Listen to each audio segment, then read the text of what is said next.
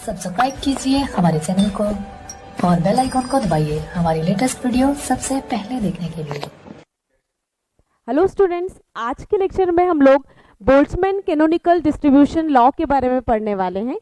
Boltzmann canonical distribution law में होता क्या है, the probability of being in particular microscopic state of energy ER, ठीक है, of a system in the thermal equilibrium with the source of heat at absolute temperature T is directly proportional to the e raised to minus ER upon KT। Okay, इसका मतलब है कि यदि कोई दो system है जो थर्मल इक्विलिब्रियम में है तो हम दोनों सिस्टम को इक्वल नहीं ले रहे हैं। पहली बात तो हम सिस्टम को कैसे ले रहे हैं, छोटा और बड़ा सिस्टम ले रहे हैं, ठीक है।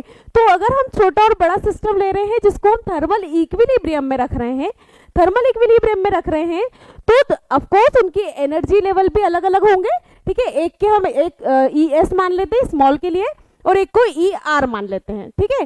तो ER में माइक्रोस्टेट होने की प्रायिकता जो होती है, प्रोबेबिलिटी जो होती है, वो किसके डायरेक्टली प्रोपोर्शनल होती है, e raised to minus ER upon KT के डायरेक्टली प्रोपोर्शनल होती है, ठीक है। जहां पे हमारा ER क्या है, एनर्जी है, ठीक है, R माइक्रोस्टेट्स की, K हमारा कांस्टेंट है और T हमारा टेम्परेचर है। या फिर हमने पहले भी पढ़ा है 1 upon KT is equals to क्या होता है, हमारा बीटा पैरामीटर, ठीक है। तो यहाँ पे ये क्या आता है, हमारा बीटा, ठीक है।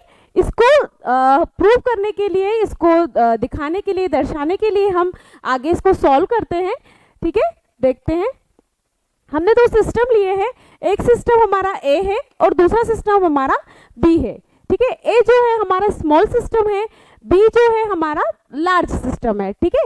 A वाला जो सिस्टम है इसकी एनर्जी क्या होगी, ER, ओके। B वाला जो सिस्टम है, B की एनर्जी हमने क्या ली है, ES, ठीक है। ये साइन आपको क्या बता रहा है कि ये थर्मल इक्विलिब्रियम में है at constant temperature T। Constant temperature से मतलब है कि इसका टेम्परेचर अब ना तो बढ़ सकता है और ना ही घट सकता है, ठीक है। टोटल एनर्जी की बात करें, टोटल एनर्जी क्या होती है, दोनों सिस्टम की मिला के एनर्जी को हम क्या बोलेंगे, टोटल एनर्जी, ठीक है। तो टोटल एनर्जी क्या होगी, ER प्लस ES, मतलब इस सिस्टम की एनर्जी और इस सिस्टम की एनर्जी, ठीक है। हमें क्या दिखाना है कि ER वाली स्टेट की एनर्जी, ठीक है, इस स्टेट में माइक्रो स्टेट होने की क्या प्रोबेबिलिटी है, ठीक है। तो हम ER मतलब हम किस पे स्टडी करने वाले हैं, सिस्टम A पे, ठीक है। यहां से अगर हम ES की वैल्यू निकालें, क्योंकि हमको ES आगे जाके कहीं नहीं चाहिए, हमें इस पर स्टडी करनी ही नहीं है, ठीक है। तो यदि हम निकालें ES की वैल्यू तो क्या आएगा, E minus ER, okay. Microstates देखें तो दोनों की एनर्जी लेवल के हिसाब से माइक्रोस्टेट्स हो जाएंगी। ओमेगा ES जो है आपकी कौन सी माइक्रोस्टेट हो जाएगी, लार्ज सिस्टम B की। ओमेगा E माइनस ER बराबर हमने ES लिया है, यहीं से वैल्यू मैंने क्या कर दिया, पुट कर दिया, ठीक है। तो ओमेगा E माइनस ER क्या हो जाएगी, हमारी लार्ज जो सिस्टम है उसकी आपकी माइक्रोस्टेट, ठीक है। आगे सॉल्व करते हैं। माइक्रोस्टेट हमने जब पढ़ा था कि माइक्रोस्टेट क्या होती हैं, प्रोबेबिलिटी के डायरेक्टली प्रोपोर्शनल होती हैं। जो हमारी सूक्ष्म अवस्थाएं होती हैं वो प्रायिकता की क्या होती हैं, डायरेक्टली प्रोपोर्शनल होती हैं, ठीक है। तो माइक्रोस्टेट्स अगर हम PR ले लेते हैं, PR इसलिए क्योंकि हम सिर्फ और सिर्फ A वाले पे स्टडी कर रहे हैं, ठीक है। तो PR is directly proportional to E minus ER जो कि आपका ES है माइक्रोस्टेट्स, ठीक है।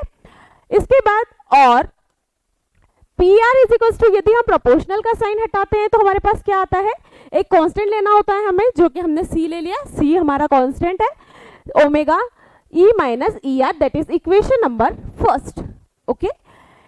ER हम अभी भी देखते हैं कि हमारा जो A वाला सिस्टम है वो क्या है, छोटा सिस्टम है, स्मॉल सिस्टम है। तो ER जो है पूरी एनर्जी के क्या होगा, बहुत छोटा होगा, ठीक है। तो उसके लिए ये मैंने स्टेटमेंट लिखा है कि यदि मैं निकालूं log omega E minus ER तो वो क्या होगा, log omega E minus del upon del E log omega E और ER, ठीक है। That is equation number second. इसी इक्वेशन को हम आगे सॉल्व करते हैं। But for the thermal equilibrium beta function is equal, ठीक है। हमने जब बीटा पैरामीटर पढ़ा था बीटा पैरामीटर में ये पढ़ा था कि यदि थर्मल इक्विलिब्रियम स्टेट में दो सिस्टम है तो वो क्या होंगे, उनके दोनों के बीटा पैरामीटर जो कि क्या होता है हमारा 1/kT। तो पूरी तरीके से हम बोल सकते हैं कि बीटा किस पे डिपेंड करता है, टेम्परेचर T पे डिपेंड करता है ना। तो T क्या होना चाहिए, दोनों के इक्वल होने चाहिए, या फिर हम बोल सकते हैं कि बीटा पैरामीटर क्या होना चाहिए, दोनों सिस्टम का इक्वल होना चाहिए। ठीक है, इसलिए आगे सॉल्व करते हैं। बीटा की वैल्यू होती क्या है, del upon del E log omega E is equal to beta होता है, और बीटा डिपेंड किस पे करता है, 1/kT पे हमारा बीटा जो है वो डिपेंड करता है। ठीक है, फॉर्म इक्वेशन नंबर फर्स्ट, वापस हम इक्वेशन नंबर फर्स्ट की ओर जाते हैं। तो जो हमारे पास वैल्यू है इक्वेशन नंबर फर्स्ट क्या है, ये है हमारा, है ना। इक्वेशन नंबर सेकंड क्या है, ये है। तो यहाँ पे हम क्या रख सकते हैं, पूरा बीटा यही रखा है हमने। तो ये इक्वेशन नंबर फर्स्ट थी, ये इक्वेशन नंबर सेकंड है। ठीक है, तो log omega E minus E R equal log omega E minus beta E R. E R बाहर था, बीटा के वो पूरे फंक्शन की जगह पे हमने क्या रखा है, बीटा पुट कर दिया। ठीक है, log omega E minus E R minus log omega E, मतलब इस क्वांटिटी को क्या करना है हमको, लेफ्ट हैंड साइड पर लेके आना है। Minus log omega E is equals to क्या बचा राइट हैंड साइड पे, minus beta E R. Okay, इसके बाद हमने पढ़ा है log M minus log N is equals to क्या होता है, लॉग एम अपॉन एन। उसी के थ्रू हम इसको कर लेते हैं। तो log omega E minus E R upon log, sorry log नहीं आएगा, omega E is equals to minus beta E R, log M upon N वाला फॉर्मूला।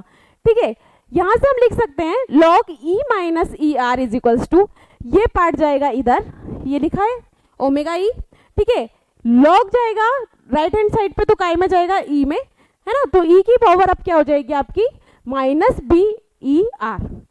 ठीक है, हमने लॉग को भी राइट हैंड साइड पे लेके गए हैं, उसके बाद हमने ओमेगा ई को भी राइट हैंड साइड पर लेके गए हैं। ठीक है, आगे करते हैं। Omega E minus E R is equal to omega E into E minus beta E R, ये हमारा लास्ट इक्वेशन आया। ठीक है, अब हम क्या कंसिडर कर रहे हैं, चूंकि मैंने आपको पहले ही बोल दिया है हमें स्टडी सिर्फ आर वाले माइक्रोस्टेट्स पे करनी है, ओमेगा ई में कहीं पे भी आर नहीं है, इसीलिए हम इसको एक कांस्टेंट ले लेते हैं, दैट इज सी डैश। ठीक है, सी डैश ले लिया, तो अब ओमेगा ई की जगह पे हम क्या रख रहे हैं, C dash omega E minus E R is equal to C dash E raise to minus beta E R, that is equation number third. Okay, form equation number third and first equation में हमने क्या बोला था कि जो probability होती है वो माइक्रोस्टेट की क्या होती है, डायरेक्टली प्रोपोर्शनल होती है।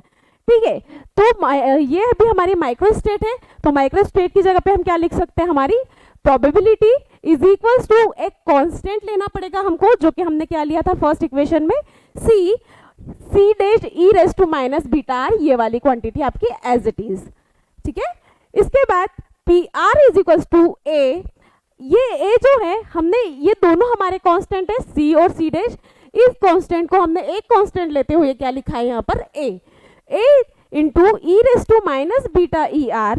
तो P R is equals to क्या होगा, A E raise to minus beta R upon K T. ये के टी कहाँ से आया, हमारे बीटा की वैल्यू, बीटा की वैल्यू क्या है, बीटा इज इक्वल्स टू क्या होता है, 1/kT। बीटा जो है वो पूरी तरीके से टेम्परेचर पे डिपेंड करता है, और यही हमारा क्या है, बोल्ट्जमैन का कैनोनिकल लॉ। Thank you.